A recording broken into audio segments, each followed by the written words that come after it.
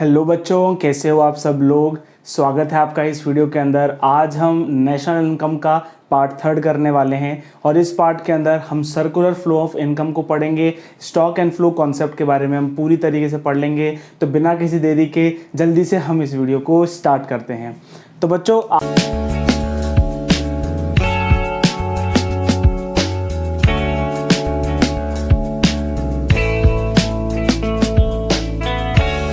आज इस वीडियो में हम सर्कुलर फ्लो ऑफ इनकम के बारे में बात करने वाले हैं।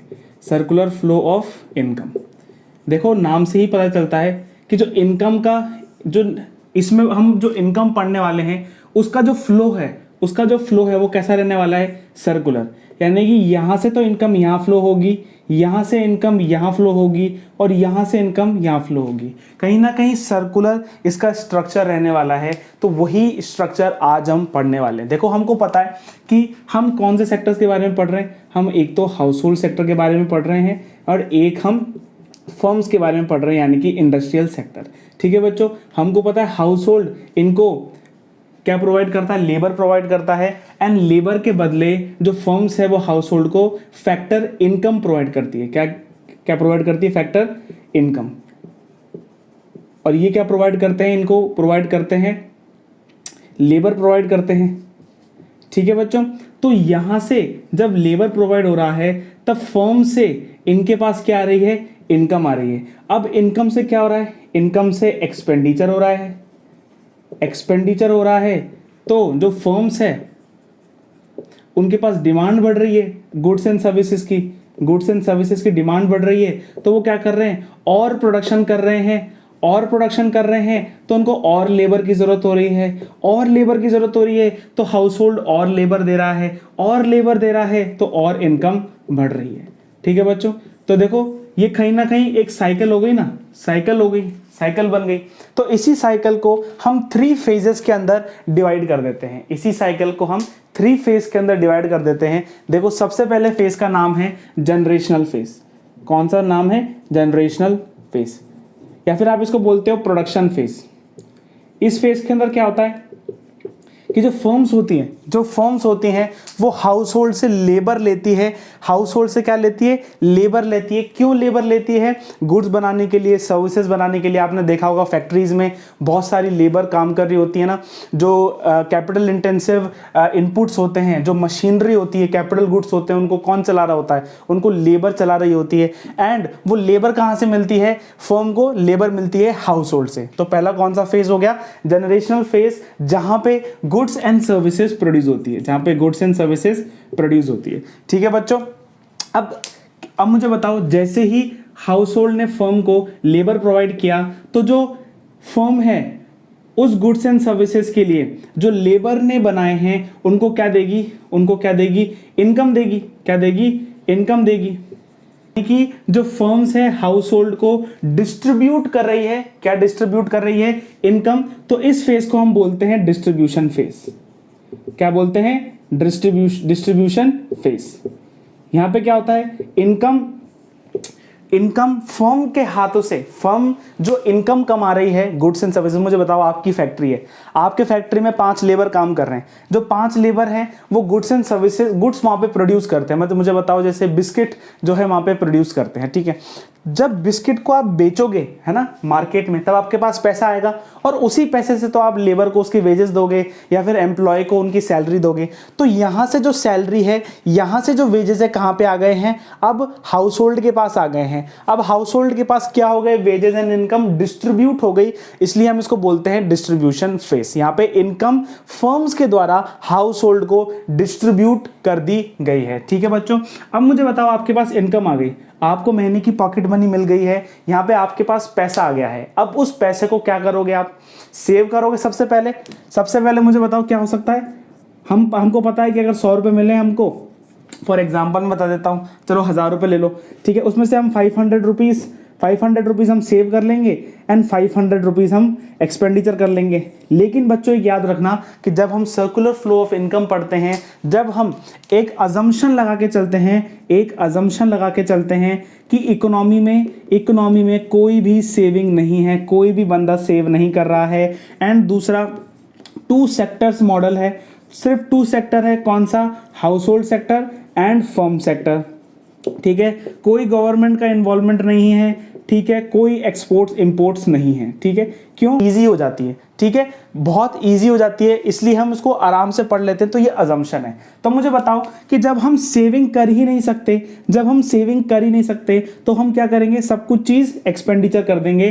तो इस फेज को हमने बोला है नाम डिस्पोजिशन फेज, डिस्पोजिशन फेज। यहां पे हम क्या कर रहे हैं? एक्सपेंडिचर कर रहे हैं। क्या कर रहे हैं? एक्सपेंडिचर कह रहे हैं। आप इसको एक्सपेंडिचर फेज भी बोल सकते हो। यहां पे जो आपको इनकम मिली है, जो फर्म्स ने आपको इनकम प्रोवाइड करी है ना, उस इनकम को आप एक्सपेंडिचर करते हो। किस चीज पर एक्सपेंडिचर करोगे? मुझे बताओ, आप खर्चा किस पे करोगे? या तो देखो क्या सिनेरियो हो सकता है, देखो या तो फूड के ऊपर आप खर्च करोगे, ठीक है, या तो आप सर्विसेज के ऊपर खर्च करोगे, या तो गुड्स होंगे या तो सर्विसेज होंगी, ठीक है। अगर आप होटल में जाके खाना भी खाते हो तो वो भी तो वहाँ की सर्विसेज है, ठीक है। होटल की सर्विसेज आप ले रहे हो एंड वहाँ का जो खाना है वो आप ले रहे हो। तो आप जो आपको इनकम मिली है उसको एक्सपेंडिचर करोगे, और एक्सपेंडिचर कहाँ करोगे? फर्म्स की गुड्स एंड सर्विसेज पे आप उस चीज को एक्सपेंडिचर करोगे, अपनी इनकम को एक्सपेंडिचर करोगे। तो मुझे बताओ, यहां से जो इनकम आई वो यहां चली गई, यहां से जो इनकम को एक्सपेंडिचर कर दिया, और एक्सपेंडिचर कहां पे कर दिया? फर्म्स के गुड्स एंड सर्विसेज पे हमने एक्सपेंडिचर कर दिया। यानी कि जो पैसा है, यानी कि जो इनकम है, वो सर्कुलर फ्लो होता जा रहा है, उसका वो फ्लो होती जा रही है, ठीक है। जो इनकम है वो रुक नहीं रही, वो फ्लो होती जा रही है। मुझे बताओ, देखो आगे जाके आप ये कॉन्सेप्ट पढ़ोगे, जब एक व्यक्ति की इनकम भी जीरो होती है ना, इनकम भी जीरो होती है ना, तब भी उसका एक्सपेंडिचर कहीं ना कहीं कुछ अमाउंट तो होता ही है। मुझे बताओ, जो क्या बोलते हैं वैगाबॉन्ड्स होते हैं एंड जो वो लोग, उनकी इनकम कोई भी नहीं होती, लेकिन फिर भी वो मांग कर कहीं से कुछ सेविंग करके कैसे ना कैसे एक्सपेंडिचर तो कर रहे होते हैं, ठीक है बच्चों। ये आगे हम पढ़ेंगे, ठीक है। एग्रीगेट डिमांड, एग्रीगेट सप्लाई हमारा चैप्टर है, उसमें हम ये चीज पढ़ेंगे। लेकिन देखो, जो इनकम है वो सर्कुलर फ्लो में फ्लो करती जा रही है, रुक रही नहीं है। और रुकेगी कब? जब इकोनॉमी में सेविंग्स बढ़ने लग जाएंगी। जैसे ही इकोनॉमी में सेविंग्स बढ़ने लग जाएगी, वैसे ही जो इकोनॉमी है वो स्लो डाउन हो जाएगी और धीरे धीरे चलने लगेगी, ठीक है बच्चों। मैं होप करता हूं कि सर्कुलर फ्लो ऑफ इनकम का कॉन्सेप्ट आपको पूरी तरीके से यहां पर क्लियर हो गया होगा, ठीक है बच्चों। तो जल्दी से अब हम एक और कॉन्सेप्ट को पढ़ लेते हैं, जिसका नाम है stock concept and flow concept. बच्चों, हमने ये कॉन्सेप्ट पूरी तरीके से कंप्लीट कर लिया है। दूसरी चीज जो आज हम पढ़ने वाले हैं वो है stock concept and flow concept. देखो, जब हम बात करते हैं कि बिजनेस टर्म्स में बात करते हैं तो हम बोलते हैं अच्छा तुम्हारे पास कितना स्टॉक है, कितने गुड्स का स्टॉक है तुम्हारे पास। यानी कि जब हम स्टॉक के बारे में बात कर रहे हैं ना, तो हम बोल रहे हैं कि वो सामान आपके पास है, कब उसको कैसे मेजर कर रहे हैं? Eight a point of time, eight a point of time. यानी मैं आपसे बोलूं कि अभी आपके पॉकेट में कितने पैसे पड़े हैं, तो मुझे बताओ मैं क्या बोल रहा हूं, अभी आपके जेब में या पॉकेट में कितने रुपए पड़े हैं, कितने पैसे पड़े हैं। तो इसका मतलब eight a point of time, अभी इसी समय मुझे बताओ क्या कंडीशन है, ठीक है। तो अगर आप उस बात का आंसर दे सकते हो तो वो चीज है स्टॉक कॉन्सेप्ट। मैं आपसे बोलूं कि मुझे जाओ और जाके काउंट करके बताओ कि आपके फ्रिज में कितनी चॉकलेट्स पड़ी है, कितनी चॉकलेट आपके फ्रिज में पड़ी है।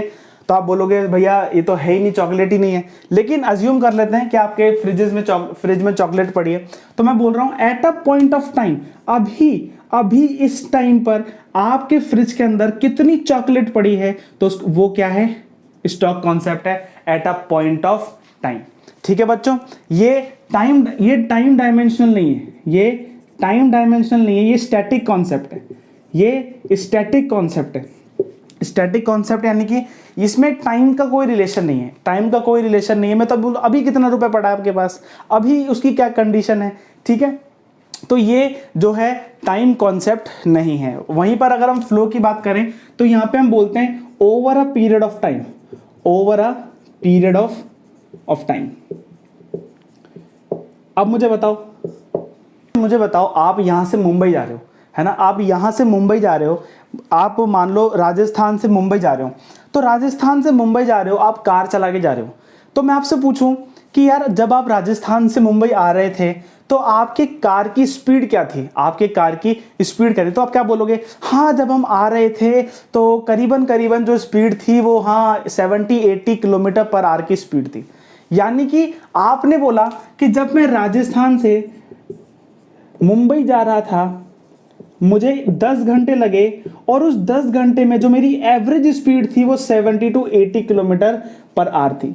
यानी कि मैंने क्या बोला आपको, मैंने ये बोला कि over the period of time, सुनना बच्चों, over the period of time जो मेरी स्पीड ऑफ कार थी वो 70-80 किलोमीटर पर आवर थी।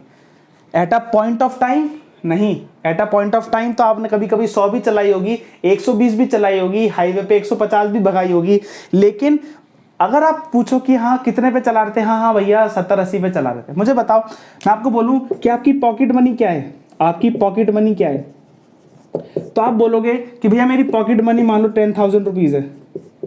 तो पॉकेट मनी हम कैसे कैलकुलेट करेंगे, पॉकेट मनी आपको at a period of time के लिए मिलती है, आपको एक महीने की पॉकेट मनी है, वो एक दिन की पॉकेट मनी नहीं है आपकी, वो एक महीने की पॉकेट मनी है। जैसे कि इनकम ये फ्लो कॉन्सेप्ट है, क्यों, क्योंकि इनकम जो मिलती है वो महीने के हिसाब से मिलती है, over a period of time calculate की जाती है। ठीक है बच्चों, तो ये चीज याद रखना, फ्लो कॉन्सेप्ट यानी कि वो चीज जिसमें जो वेरिएबल जो हम पढ़ रहे हैं उसको हम मेजर कर रहे हैं over a period of time, and stock का मतलब है eight a point of time. अभी इस पॉइंट पे क्या कंडीशन है मुझको बताओ, मुझे बताओ, मैं आपसे बोलूं कि 5 अक्टूबर 2025 को आपकी पॉकेट मनी कितनी थी, मुझे बताओ। तो आप बता सकते हो क्या, आप बोलोगे हाँ हाँ हाँ अक्टूबर महीने की मेरी जो पॉकेट मनी थी वो 10,000 थी। अरे मैंने अक्टूबर महीने की नहीं पूछी, मैंने पूछा 5 अक्टूबर की आपकी पॉकेट मनी कितनी थी। आप बोलोगे यार 5 अक्टूबर की पॉकेट मनी मतलब इसका मतलब क्या होता है, ये तो कोई सेंस ही क्रिएट नहीं कर रहा है। तो इसलिए मैंने बोला कि पूरे अक्टूबर महीने की आपकी पॉकेट मनी होती है, यानी कि over a period of time, over a period of October your pocket money is 10,000। ठीक है बच्चों, तो यही कॉन्सेप्ट होता है स्टॉक का एंड फ्लो का। आपके बुक में देखोगे तो स्टॉक कॉन्सेप्ट में आपको बहुत सारी चीजें मिल जाएंगी, मैं 3-4 एग्जांपल आपको बता देता हूं। जैसे अब आपकी जो स्पीड है, यहाँ पे जो स्पीड है वो फ्लो कॉन्सेप्ट है, लेकिन मैं बोलूं कि राजस्थान से लेकर मुंबई का डिस्टेंस कितना है, डिस्टेंस कितना है, तो डिस्टेंस स्टॉक कॉन्सेप्ट है, क्योंकि डिस्टेंस नहीं बदलेगा भैया, राजस्थान और मुंबई के बीच का डिस्टेंस कभी नहीं बदलेगा, स्पीड बदल सकती है लेकिन डिस्टेंस नहीं बदलेगा। ठीक है, आपका बैंक बैलेंस, आपका बैंक बैलेंस ये कौन सा कॉन्सेप्ट है, ये स्टॉक कॉन्सेप्ट है। मैं भी पूछ लूं आपसे, आप बैंक में देखते हो ना, अपना कोड डालते हो, पिन डालते हो और बैंक बैलेंस आ जाता है, यानी कि eight a point of time आपका बैंक बैलेंस क्या है वो आपको कौन बता देता है, स्टॉक कॉन्सेप्ट बता देता है। अब मुझे बताओ फ्लो है, फ्लो यानी कि जैसे आपके घर पे पानी आता है, 1 घंटे में पानी आता है, ठीक है ना, तो वो बोल सकते हो आप, इनकम ले सकते हो, ठीक है, कैपिटल फॉर्मेशन, ये सारी जो चीज है ये कौन सा कॉन्सेप्ट है, फ्लो कॉन्सेप्ट है, क्योंकि हम इसको at a point of time measure नहीं कर सकते। जैसे कि प्रॉफिट्स है, प्रॉफिट्स किसके होते हैं, हम क्या लिखते हैं, प्रॉफिट्स किसके होते हैं, पीरियड ऑफ टाइम के होते हैं। ठीक है बच्चों, इस चीज को याद रखना।